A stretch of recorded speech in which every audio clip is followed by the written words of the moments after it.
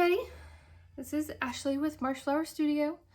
I do things other than just crochet. Making pottery on the wheel is one of my other hobbies. I've got my lovely assistant, my black lab Jasper, out here today who's desperately trying to become famous. Yes, thank you, buddy. As well as my other puppo, Maisie. She's not quite as, hungry for the spotlight as he is. But for this video, I'm going to talk you through a little bit of how I throw pottery. For the most part, it's pretty straightforward. I don't think there's any tips or tricks that I do that everybody that hasn't tried this hasn't learned already, but we'll see how it goes. Okay, so before I put my clay on my wheel, I did wedge my clay a little bit. When I learned way back, 25 years ago, I was taught that you had to wedge the clay really well. And I think most of that was because we had to mix our own clay from all of the dry ingredients to the wet ingredient. So we had to make sure that there were absolutely no bubbles in it. If you're buying clay that comes in a bag or a box, as a big square, and it's pretty packed in there, you don't have to worry quite as much about air bubbles being in the center of this blob. That is what this is. I don't mix my own clay for a lot of reasons. But the wheel was damp when I put this on here. After chasing my dogs around for a few minutes, the outside edges of it have started to dry out a little bit. That's okay as long as this hunk is still stuck. All right. So the first step is I'm going to turn it on as slow as my wheel will go. And some wheels will go slower than others. Some, when I first bought this one, its slowest speed was faster than this. But since I've kind of used it and messed with it, I have gotten it to slow down a little bit more. This particular wheel was actually from Amazon for like $160 or something like that.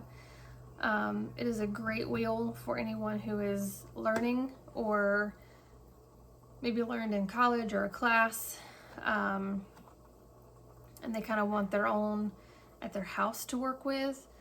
This is a great one. It's not a brand name. If you search, pottery wheel on Amazon, this and a whole bunch of other ones are going to come up all within the same kind of price range. So, if you want me to talk more about the specific wheel that this is or any of the tools that I use, pop it in the comments and I'll answer those as much as I can. If I need to do another video on the specifics of any of this stuff, I can make a video for that as well. Just let me know if anybody's interested and I'll be happy to. All right, so once the clay is on the wheel, it's stuck, we do need to shape it a little bit before we start trying to wet it and center the clay. So we're just gonna hit it. I'm using just the heel of my hand and pushing down and in at the same time.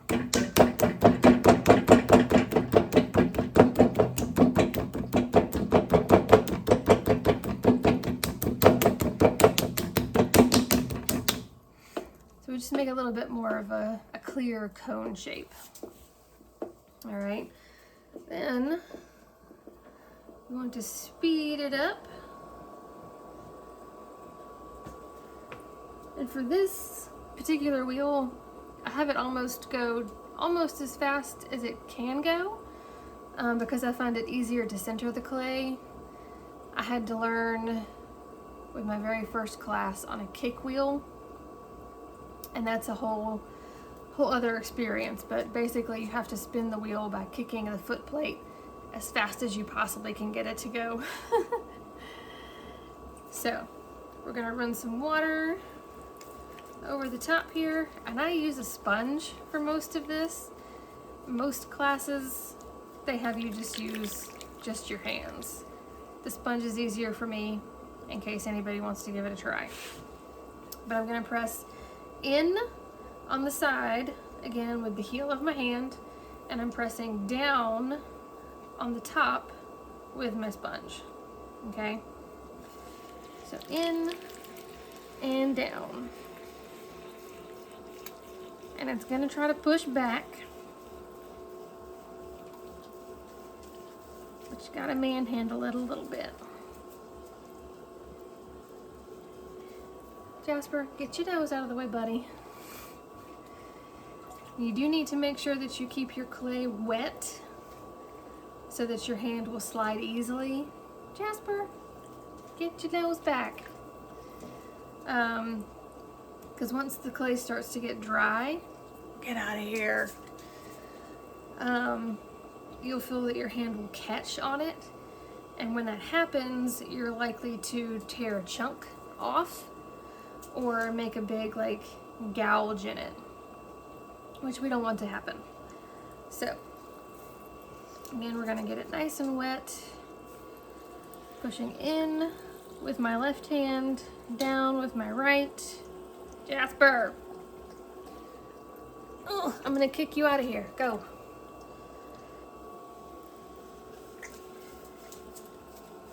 Our goal is to create a nice round. Jasper. All right, I gotta kick the dog out. Go.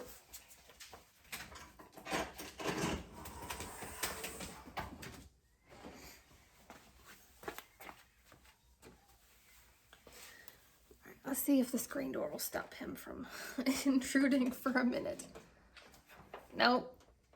Don't try it. Okay.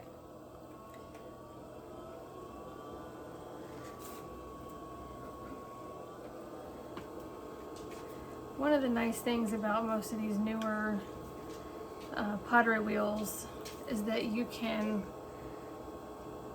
step on the pedal and get it spinning to the speed you want it, and then just take your foot off and it will continue to spin at that speed.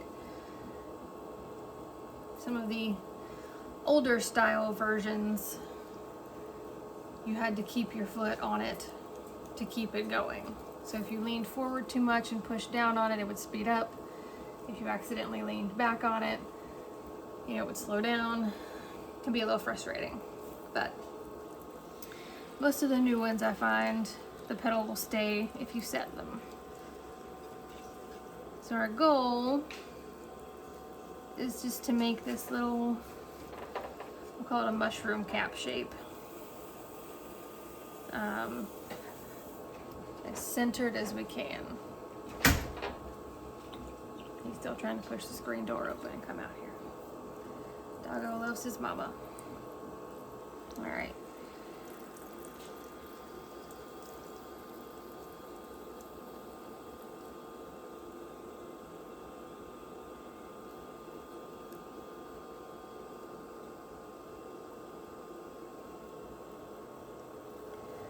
And a lot of times in classes where you have really professional people explaining how to do this, they'll tell you to put your elbow kind of back here in your leg, kind of anchor it, and that's what you're using to push against the clay, just your straight forearm versus, pushing from the side and the clay is pushing your hand around.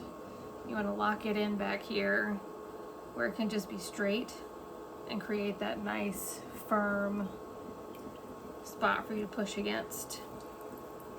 All right, I am going to bring my clay back up, just squeezing from the sides. A little water.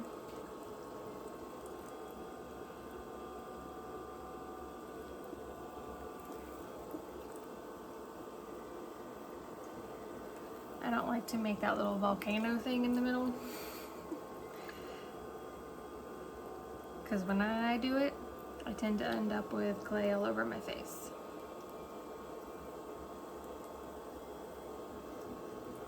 got some spots where it's getting drier.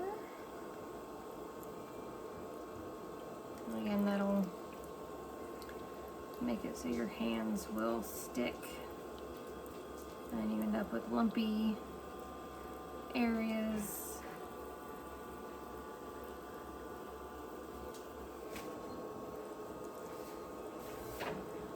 Gaffer. I think I want my mama's attention back. Alright. Push this back down. I don't know if you can see it from the video, but there's a little bit of wobble to it right now. It just means that there is an area in this lump that is sticking out a little more than the rest of it, because I didn't have my arm anchored into my leg. Alright.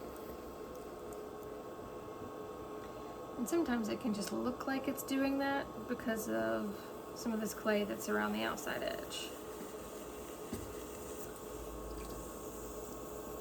Alright, we'll wipe that off. Alright. So, again, let me get it nice and wet here on the outside. I recently got this delightful tool, and this is used for poking a hole down into the center of whatever you're throwing on the wheel. The outside edges will touch the top of your wheel before that middle one will, so that you've got, here, we'll do it this way. You've got some space in there so that you know you're not going all the way down to the wheel when you poke this hole. Make sure you've got some space there for the bottom of your bowl or your container. Get this a little wet. You gotta make sure that you hold on to it well so the clay doesn't try to rip it out of your hands. You just press down nice and slow.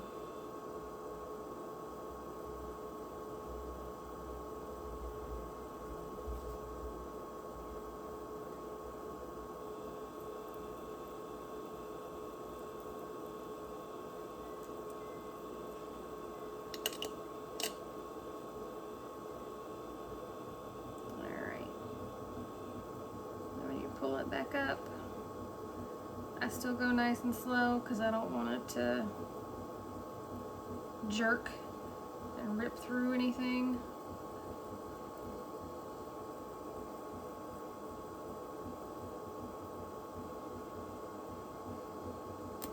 There we go. Alright, so I've got my nice hole right down through the middle here.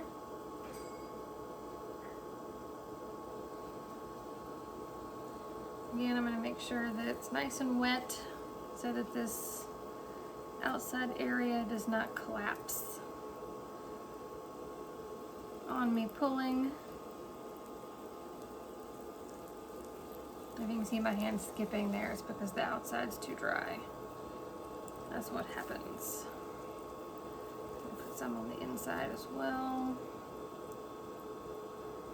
So we're just going to put our hands there.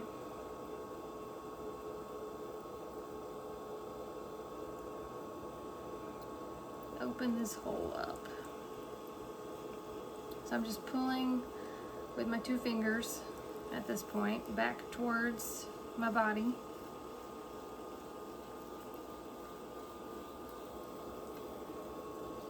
Make sure we keep all this nice and wet. Now that my hole is big enough, I'm going to go back to using my sponge because it doesn't get caught like my fingers will. And I have longer fingernails that will tend to dig into the clay if I don't hold them just right.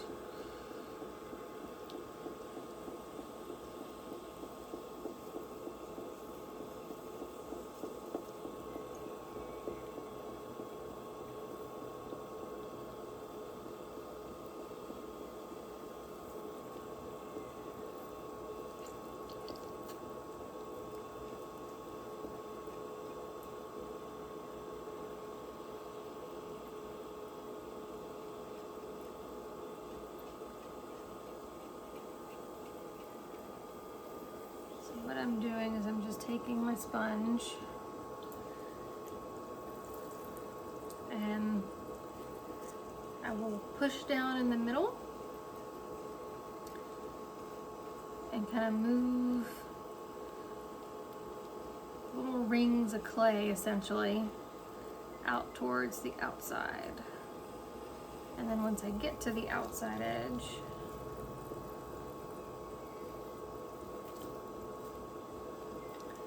I'm essentially pinching the inside against my palm on the outside, and that's what forces the clay to come up.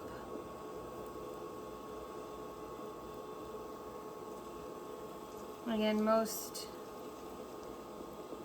ceramics teachers will teach you to do this using just your hands, not a sponge. Some will teach you that what works best for you is what you should do. The college that I graduated from, most of the professors in the art department, because it was a very heavily art school, we'll say, they were known for teachers in the arts. And most of my professors were very much, we're going to teach you the rules. You show us that you can follow the rules, and then you break the rules for your final project. So they wanted us to know what the rules were so that we knew how to break them and what could be broken.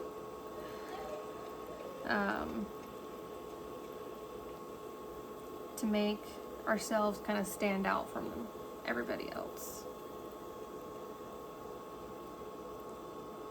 Because that's one of the big things in the art world, right? If you want to be a famous artist, you got to figure out how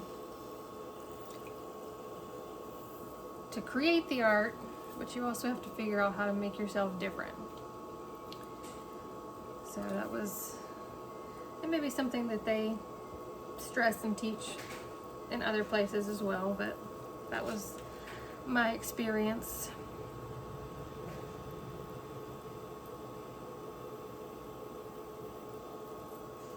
I'm gonna slow this down just a bit, because if you've ever worked with anything that you're spinning, merry-go-round, that'll work. Things tend to get pushed or pulled out. So if you've got your wheel spinning too fast, it can make your bowl, your cup, your vase kind of spread outward without you intending it to. So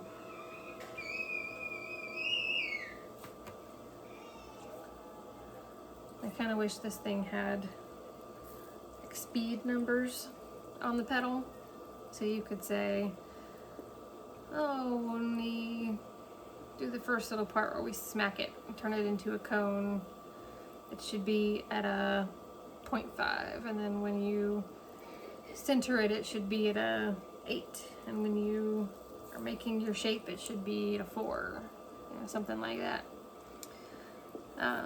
But they do not. So a lot of it is just feeling as you go. And the way that I do my pottery, the bottom section of this bowl down here is going to be thicker, which is because of the clay that's attached to the wheel. But then as you go up, you should try to make sure that from, say, like this area and up is all a pretty uniform thickness. You don't want to have any areas that are way thicker or way thinner than the rest of it. Because if you end up with an area that is a lot thinner,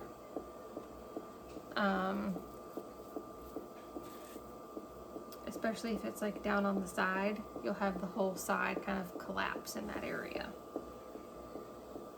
And it's not the end of the world.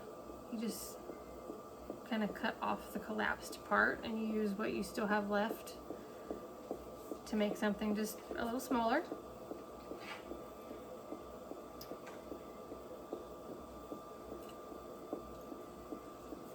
So my sides right now,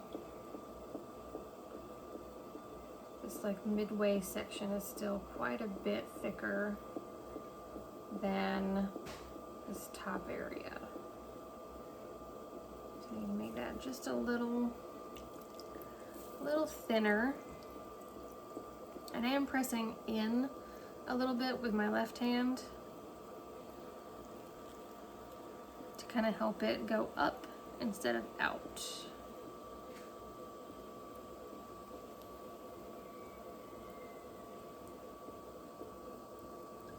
And there are different ways that you can pull the clay up into the shape that you want it to be. I think the way I'm doing it right now is probably the least common way. It's just the way that's most comfortable for me, so that's how I do it.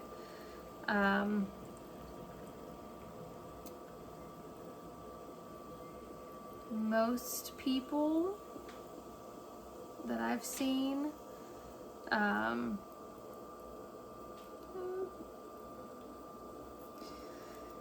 will hold, if they're right-handed, they'll hold their right hand on the outside and use their left hand to pull. And you can pull from the inside or the outside. Again, just however it's most comfortable for you.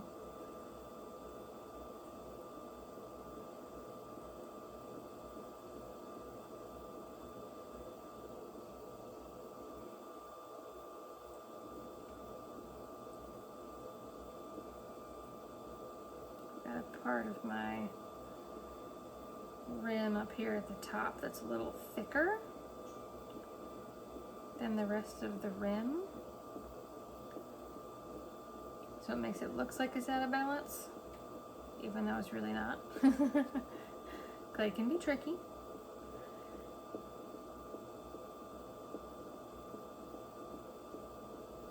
So I'm just gently kind of squeezing in with these fingers and pushing down with my middle finger.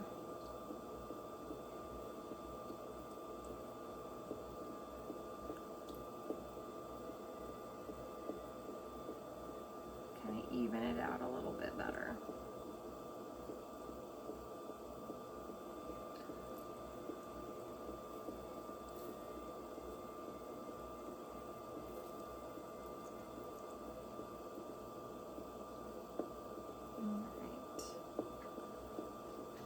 My light's going crazy.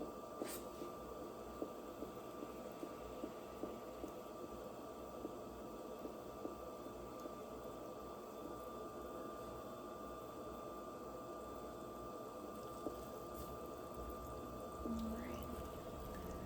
One last pull here.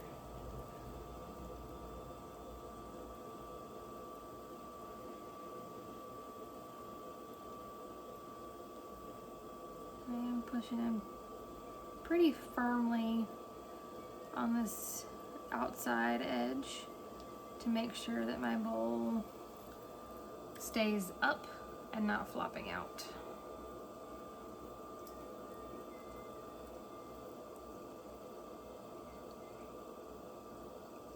I like my bowls to kind of curve back in just a little.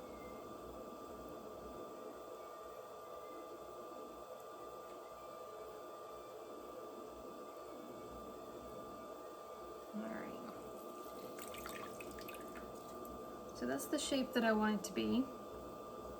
I might have, I think we need one more pool. Because this in here is just a little awkward as far as the shape of the outside is.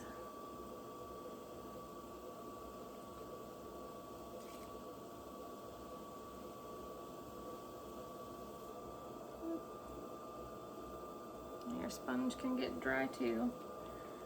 We need everything to just glide and glide over the surface so we can push and pull however we want without things going bad.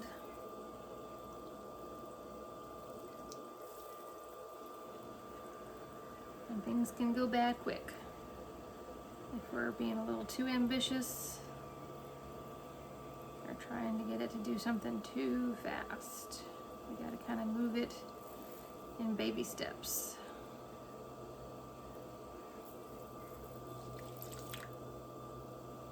All right.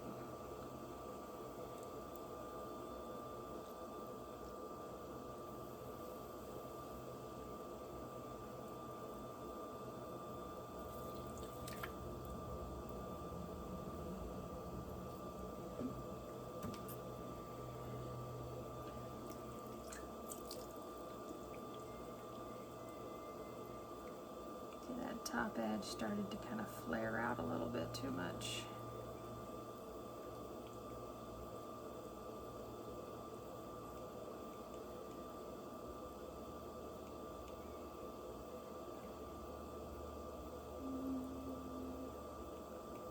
I don't think I'm going to be able to bring it back in either. And that happens sometimes. I'm going to slow it down even more before it gets too out of control. And this one will just be a bit more open instead of curved in, which is okay. Sometimes the clay tells you what it wants to do, right? All right, so I'm gonna rinse a little bit of this extra off my hands. And I use my trusty wire tool here.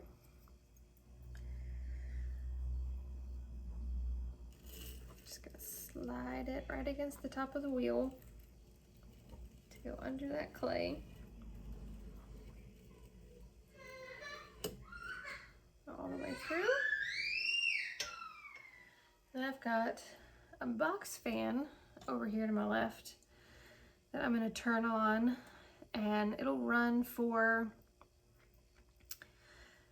probably about 3 hours, and then I will come back and take this completely off the wheel because it'll be firm enough to where I can flip it without it collapsing. And then I'll let the fan blow on it for another hour, and then I will trim all that extra clay off the bottom so that I've got that kind of nice smooth bottom and foot that you see on the finished pieces. And I do put my wheel on kind of that lowest speed while I let the fan blow on it so that it keeps consistent airflow around the whole thing and not just one side is getting dried out. So we'll get this fan started, and then in the next video I will show you guys me trimming the bottom of this one.